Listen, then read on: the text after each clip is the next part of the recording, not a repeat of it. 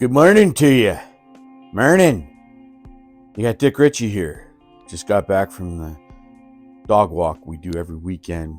We got a little state park really close to our home. Dogs like to go so that they can smell the other dogs. Hell, we got 3 acres fenced in here. When we get there, you'd think we were pulling them out of a cooped up apartment and it was the first time they got to run or walk forever. It's nuts. They go crazy. So I'm doing a morning fit check. Might as well. Look at the gear I got on. I look like I went skiing. Now this jacket looks heavy, but it's not that heavy. It's a Duluth jacket. So let's do this. First off, I got my fake Oakley sunglasses. Just as good as the real ones. Heck. Put those over there. Then I got my head. They make skis and stuff, but these are like jogging, running, gloves kind of things. I don't do either of those. I walk. Jogging and running, you'll lose weight and you'll maybe even get in a little better respiratory shape, but you'll beat the hell out of your knees. I'm 53. I don't want to go beating the hell out of my knees. Forget that stuff. All right, there's my gloves. Now, most important thing. Look at this. Okay, so people like the doggone lanyards. I used to. I still do a little bit, for the people that don't even really use the lanyards as they're supposed to. But who says there's a certain way? Look, I got this Duluth coat. There's something about if you buy quality, you get quality. That was deep. Yeah, I get it. No, but seriously, there's a couple brands out there that like to do faux quality. They look really cool, but it falls apart. But in the winter, in the fall, in the spring, when it gets chilly, having a good quality coat, pant, whatever, stuff like that, makes a big difference in the warmth. It really does. But also makes a big difference in the wear and tear.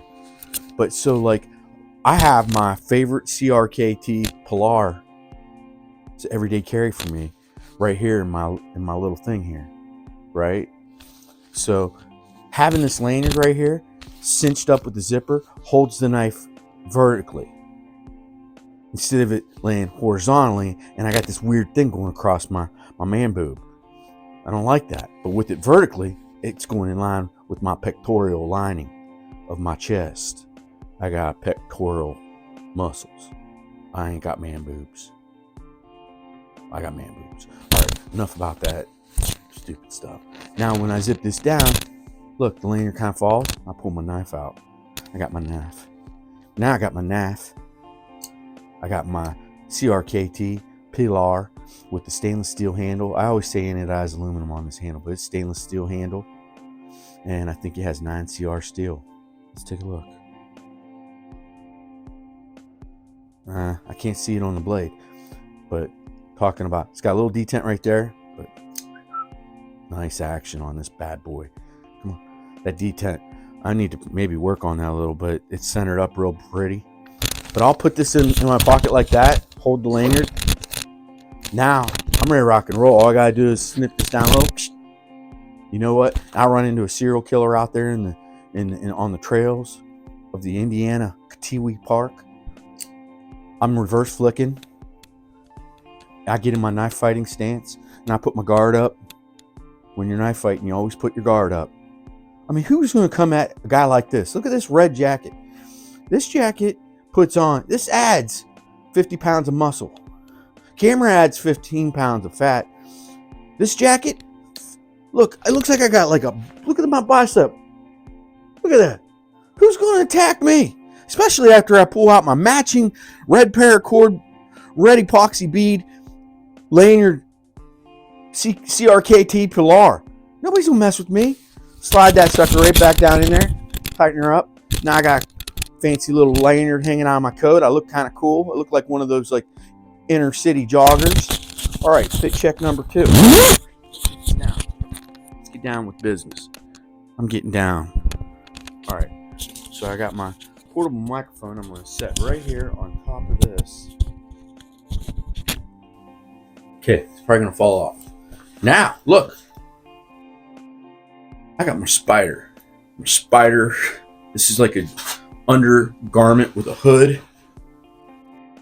Look at that. See? These are pectoral muscles. 53. Still remnants of the boy than me. Look, and I got Columbia. All right, so what I was getting at with the quality of gear, Columbia is guilty. Columbia is guilty of, let's say, making a cool looking product. Making a cool looking product that looks like you're, one of those outdoor sportsmen. But that falls apart. Your materials will fall apart. And a Columbia coat, the same thickness, similar looking material to a North Face. Yeah, I don't really buy North Face as much anymore, but like say Duluth. Man, I picked up that coat like $30. It's like a $120 coat. I picked it up on the sale rack. I'm a sale junkie. All right, pick up one of those Duluth coats. Next thing you know, you're in a coat that's going to last forever, and it's going to keep you warm. It's 30 degrees out there, and this isn't lined. There's no liner in here. This is just the fleece interior kind of thing. I mean, it's thicker, heavier duty fleece is what it is. I ain't got all day. All right, so watch this. Man, that's smooth. That's smooth as smooth can be. Watch, I'm gonna do the same thing with my shirt. You know why? Because this shirt's kind of like, it's too tight, I feel. Yeah, like when you got a little bit overweight, you got some love handles, and your pectoral muscles are starting to feel like man boobs. A tight shirt don't help. It don't help at all. That's why I like wearing a flannel shirt or something. So now I got Adidas sweatpants on. Look at those. Hell yeah. And some Adidas track and trail shoes. I'm out there, I'm looking sharp. I look like a, I don't know, retired NFL football player. Because I'm big, I'm bad, and I'm mean. You know the deal. All right, I'm going to get this Spider shirt off, and then we'll talk a minute. Let me get my microphone. Because I've been having, I come in here and I get all excited to shoot a video and talk to my friends. All my friends here in the interweb. And then I forget to hook up my microphone. I forget to turn on the lights. Blah, blah, blah. I just get to it. I go to town. You know what I'm saying? Go right to town. But yeah, let's talk about, okay, my carry today was the CRKT Pilar. I found my Rough Rider Apta. Where did I find that thing? It was in my wife's Jeep. So I had that in my wife's Jeep. And then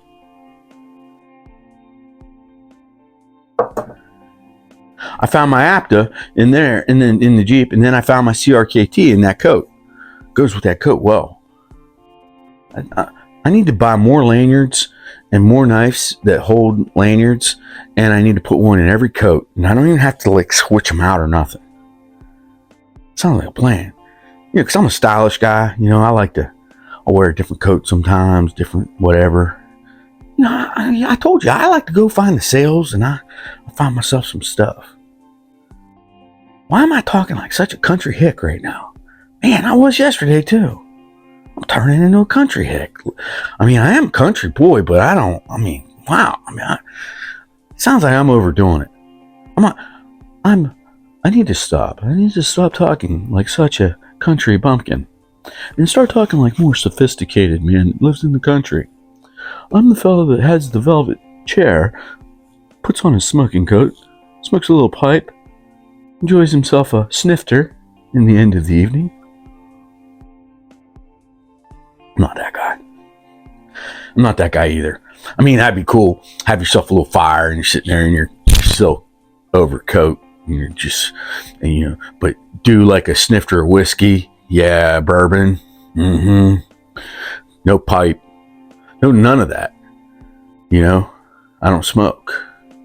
I got good fresh lungs. Yeah, I don't like to smoke. Never did. This coffee tastes good after walking a couple miles out in the country. That's for sure. Didn't have it before, because coffee's a lubricant. So you're out there and you better take toilet paper if you're going to walk 2 miles in the woods after you have a cup of coffee. I'm smart. I schedule my coffee. I schedule my routine based on lubricancy. The art and the science of lubricancy. I try not to say poop or the S word too often. So I like to use a bigger word, a more intellectually inclined word called lubricancy. Every morning I get a little lubricancy going on, and then after I have chicken wings or something, I'll have some lubricancy. Yeah. I like a good fresh lubricancy. It makes me feel good. I feel light in the feet because I'm all lubricated up. Lubricated. That's a word. Just added ed to lubricant. Lubricant. And lubricancy. Lubricancy. Yeah. That's how I feel, or what I'm doing when I'm lubricating. There's another way to say it. Yeah. This is like the Webster Dictionary of Dick Richey. The Webster Dick Richionary. I'm on fire.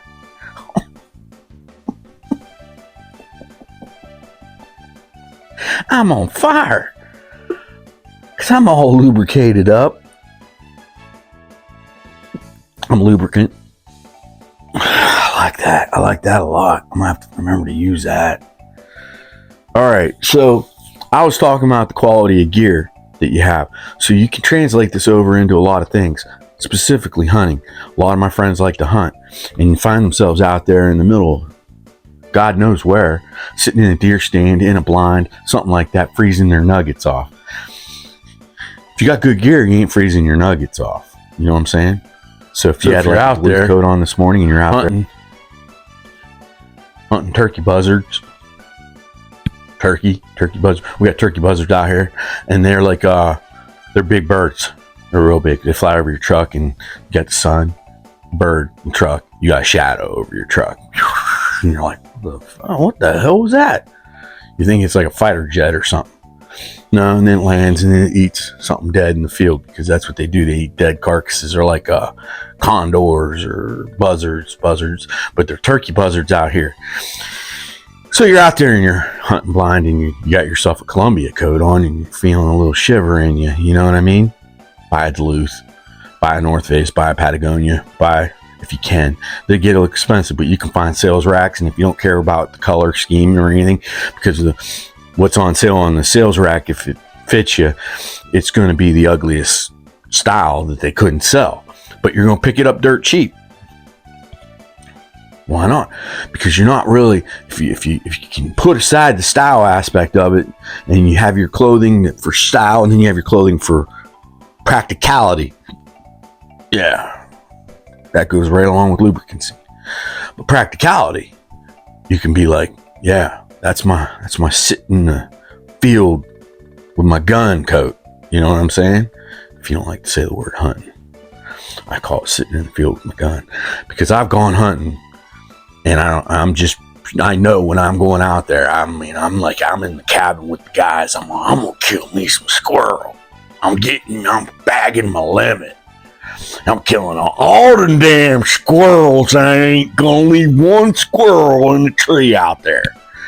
Yeah, and then I say that, and then I go and I'll sit and I'll lean up against a tree in my warm Duluth coat, and I'll have me some snacks. Because you see, that jacket had zippers everywhere. Zipper here, zipper here, zipper here, zipper there. I got a zipper for my NAF, and then I got a zipper for my candy bar, and then I got a zipper for my bag of chips, and then I got a zipper for my Pepsi Cola.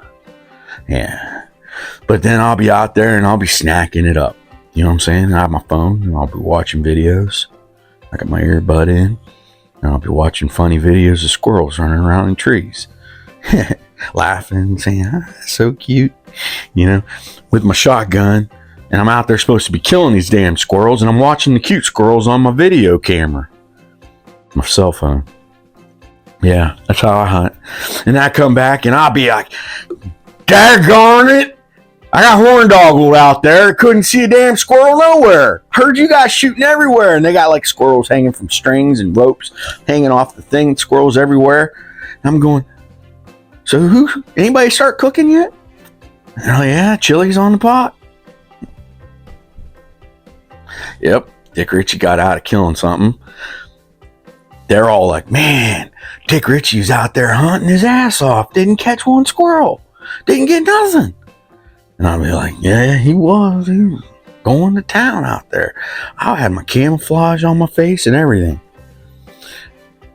Had a lubricant out there. Not by the tree I was sitting at. Don't do lubricancy where you sleep or where you sit. That's a bad idea. Don't lubricant there. But, this coffee's getting me, man. It got me going on. Oh, yeah. Did you see that face? It was the coffee face. It's like the whiskey face. And then the coffee face, you're like, oh, yeah, because you're feeling it going through your bones. Feels good. Yeah, Dick Richey don't like to hunt.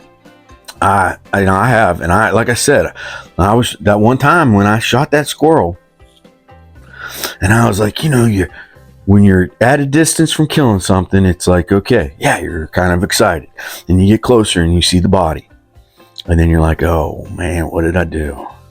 Why did I do that? Why, God? And then you start feeling the Lord. You feel the Jesus running through your blood, and you're like, oh man, I killed one of the Lord's creatures. And you're standing over top of that squirrel, and I'm getting my hunting voice on really good for you, because this is how you got to sound when you're out there hunting. You got to hug your top teeth with your lip, like that, like you got to dip up there, chewing tobacco. So then you're looking over top of that squirrel, and you're going, Lord Jesus. You're saying this to yourself because you got your buddy right next to you, and he's cheering. He's like, Dick Richey got a squirrel! And I'm going, oh Lord Jesus, save my soul. I'm sorry. And I've already named the squirrel Hector. Hector, he was a good squirrel, and he was just up there in that tree minding his own business, and I came along and I filled his butthole full of buckshot. Yeah, wasn't good. So I got this little squirrel, man. And what do you do now? You're just kids, so we weren't skinning them and eating them or anything like that. We're just out there to kill, because that's what kids do. Yeah, in West Virginia, because I was in West Virginia at this point. So now you kind of kick some leaves over top of it, you say a prayer, and you walk away. And then you don't sleep for days after you kill your first squirrel. I didn't sleep for days, shivering, holding my pillow, looking up at the Lord, saying, I didn't mean to take one of your creatures, God, I'm sorry. Didn't realize I was 13 at the time, probably, and I'm 53 now. 40 years later, I'd be telling this story, feeling the pains of Hector laying in the leaves, dead with buckshot in his bucket. Yeah. Sad story.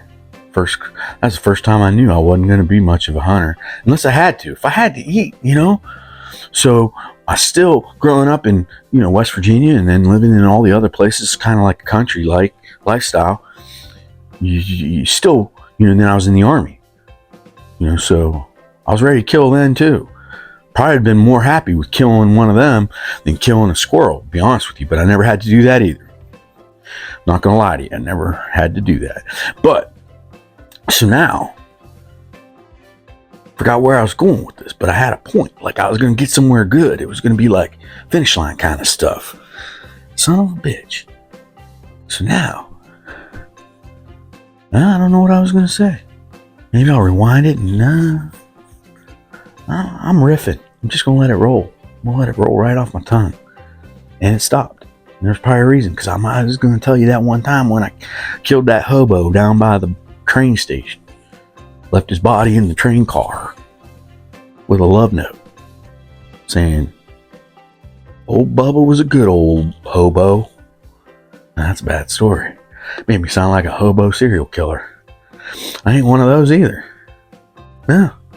I ain't much for killing. No. I ain't much for... I don't even want to hurt nothing, really. Unless you make me mad, then I might want to hurt you a little. Fat your lip. Something like that. But other than that, send you on your way. Just cut you open a little, just a little slice. Like I used to always say in my knife fighting days, I only go a half-inch in. You ain't gonna hurt no organs or nothing. If you're knife fighting and you just give it a half-inch stop, beep. I got like a little jab alarm in my head. When I go for that jab and it goes a half-inch into the flesh, beep, beep, beep, beep, and I know to back it out. Be kind, rewind. You know what I'm saying? I was just walking the dogs today, and we're out there, and you know what I'm thinking to myself, man, look at these dogs go. They're just smelling everything. They can't. They're going left. They're going right. They're going forward. They're going back. They're just like, I mean, it's like, I don't know, man. It's like taking a handful of crackheads, right? And you put them in a crack house. And you put little vials of crack everywhere. That's a bad analogy. Who cares? And you just let them go. And they're just going left and right after that crack cocaine. And they're grabbing that and they're smoking it up, and they go to the next one. And this, you know, that's what these dogs look like. I mean, and all they're doing is smelling other dogs' pee. And somebody told me once that these dogs, they communicate with their pee, you know, with their scents and stuff like that. So they're like, and then I start thinking, man, this is like human beings with social media, and they're checking their pee mail instead of their email. See, oh, play on words. They're checking pee mails. I'm on my phone checking my emails. Like 2 in 1, 1 and 2. Nut in a shell. Walking my dogs, checking my emails, and they're checking their pee mails. Because it feels like they hit a certain spot every time. It's the same. And it's that one dog that's leaving a little message saying, hey, Malcolm, how you doing, buddy? And Malcolm smells it. He goes, that there is Bobo. He goes, and he lifts his leg, and he gives himself a pee mail back to Bobo, saying, I'm doing just fine, Bobo. How you doing? And then we're going to be back next week, and Bobo is going to, he's going to lift a little leg on it. And he's going to say, well, you know, my owner just switched me over to pedigree. I was liking the Alpo. What about you? What you been eating? And Malcolm lifted his leg. Oh, my owner treats me good. He mixes in all kinds of stuff in my food. It ain't just one thing. I'm a good dog owner. I love my puppies. But yeah, that's what they're doing. They're talking. They're having pee mail. I don't think I ever heard that before. I might coin that phrase. My dog has pee mail when I take him out on the trails for the walking, and they're sniffing and they're sniffing the pee. The other dog's pee. It's pee mail. I'm on to something. I gotta find a way to charge them for that, just like Gmail charges me. I don't think Gmail charges me. That's free mail. Yeah. But love my weekends, because I got Mama home. She's a school teacher, and so I got her for the weekends, and I got her all the time. But the weekends, like, she's home, so she does her thing in the house. I come out to the shop, work in the shop. She'll bring me out a sandwich or something. I'll go in. She'll make me something. She treats me good. She's a good woman. She loves her daddy. Yeah, she calls me daddy. But yeah, buy good gear. Pack a knife. Let your dogs check their pee mail every once in a while. Wear good gear if you can. Buy it on sale on a rack. And it's just as cheap as the stuff that looks good that doesn't work as good. But then it works real good, doesn't look that great. Who cares? Nobody's looking at you. Get yourself good gear. It makes a big difference. Good shoes, very important. I got Adidas. Something's on. I've had them for so long, I don't even know what they're called or what they are. But I've had them for so long, and they're just great on my feet. And I've got 2 pair similar, and they're like track trail shoes. Because I'm a track trail guy. I'm an athlete. Can't you tell? But you need to get a little exercise in, folks, every once in a while when you can. How you can, whenever you can. Get a little walk in, you know what I'm saying? Take your puppies out, see the country. We do it every weekend.